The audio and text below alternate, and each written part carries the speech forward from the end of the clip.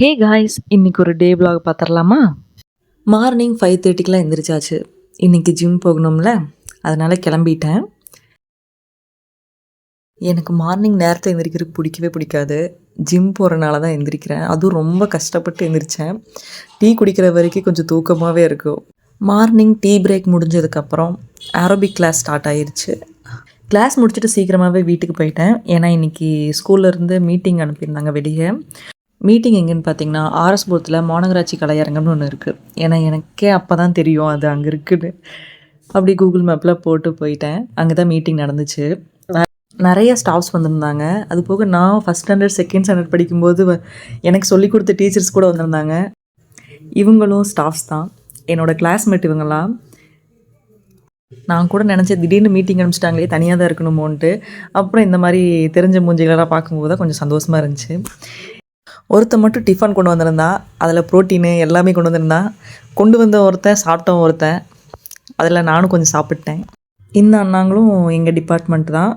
ஆனால் டிபார்ட்மெண்ட்டில் இருக்கும்போது பேசினதே கிடையாது. இந்த மாதிரி ஒர்க் அந்த மாதிரி வரும்போது தான் ஒவ்வொருத்தரும் பேசிக்கிறோம். இவர் சுரேஷ் கிரிக்கெட் பிளேயரு. இவர் பிடி ஸ்டாஃப் தான். இவர் ஹரி பிரகாஷ். இவர் கிரிக்கெட் பிளேயர் தான். நாங்கள் படிக்கிற காலத்துலேருந்தே இந்த மாதிரி மீட்டிங்னாவே இந்த ஆடிட்டோரியம்லாம் பார்த்தாவே எங்களுக்கு தூக்கம் வந்துடும். ஏன்னே தெரியாது. ஆனால் இவங்க கொஞ்சம் அந்த காமெடி வீடியோஸ் அதெல்லாம் போட்டு கொஞ்சம் தூக்கத்தை தெளிய வச்சாங்க. இந்த ஒரு வீடியோ நல்லா இருந்துச்சு, அதனால் எடுத்து வச்சுருந்தேன். ஒரிஜினல் வீடியோ போட்டோம்னா நமக்கு காப்பி ரைட்ஸ் கொடுத்துருவாங்க. அதனால் மியூட் பண்ணிவிட்டு வெறும் வீடியோஸ் மட்டும் உங்களுக்கு நான் ப்ளே பண்ணுறேன். மீட்டிங்கோட கான்செப்ட் என்னென்னு பார்த்தீங்கன்னா, 2 வீலர் ஓட்டும்போது ஹெல்மெட் ரொம்ப முக்கியம். 4 வீலர் ஓட்டும்போது சீட் பெல்ட் ரொம்ப முக்கியம்.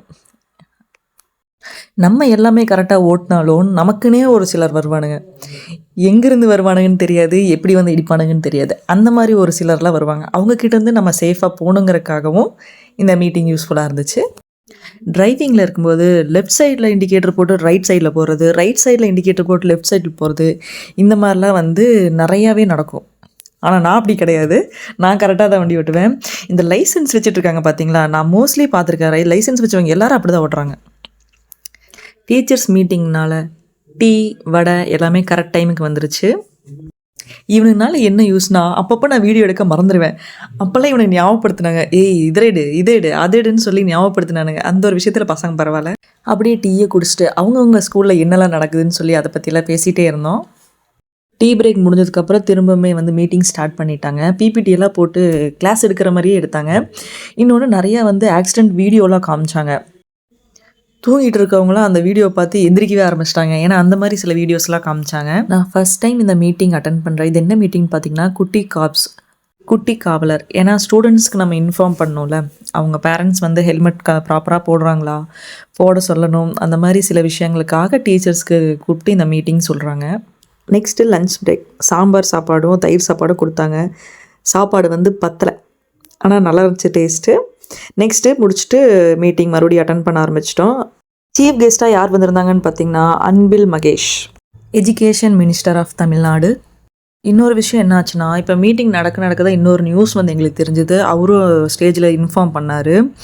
இந்த ஃப்ளைட் இன்சிடெண்ட் பற்றி அப்போ தான் நியூஸ் வந்துச்சு. அவர் அப்போவே இன்ஃபார்ம் பண்ணி எல்லாருமே ப்ரே பண்ணோம். அது ரொம்பவுமே ஷாக்கிங்காக இருந்துச்சு. அந்த இன்சிடெண்ட் மைண்டுக்குள்ளே இருந்துகிட்டே இருந்துச்சு.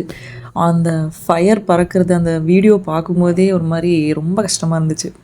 எப்படி அந்த வலி தாங்கியிருப்பாங்க, அந்த மாதிரி ரொம்பவே யோசிக்கவே முடியல அதெல்லாம். ஏன்னா அந்த ஃப்ளைட்டில் குழந்தைங்களாம் இருந்திருப்பாங்க. அந்த ஃபயர் அதெல்லாம் எப்படி அவங்க தாங்கியிருப்பாங்க, எதுவுமே அதை யோசிக்கவே முடியல. ரொம்ப கஷ்டமாக இருந்துச்சு. மீட்டிங் முடிஞ்சதுக்கப்புறம் ஒர்க் ஷாப் அட்டன் பண்ணதுக்கு சர்டிஃபிகேட் கொடுத்தாங்க. அதை வாங்கிட்டு வீட்டுக்கு கிளம்பிட்டோம். இல்லை வீட்டுக்கு கிளம்பல, நான் ஜிம்முக்கு கிளம்பிட்டேன். அப்படியே அவ்வளோதான் அன்னைக்கு நடந்தது. ஆனால் இந்த மாதிரி ஒரு டே திரும்ப வர வேணான்னு நினைக்கிறேன். ஏன்னா அந்த ஃப்ளைட் இன்சிடெண்ட்டில் சொல்கிறேன். தேங்க்யூ. நெக்ஸ்ட் வீடியோவில் பார்க்கலாம். பாய்.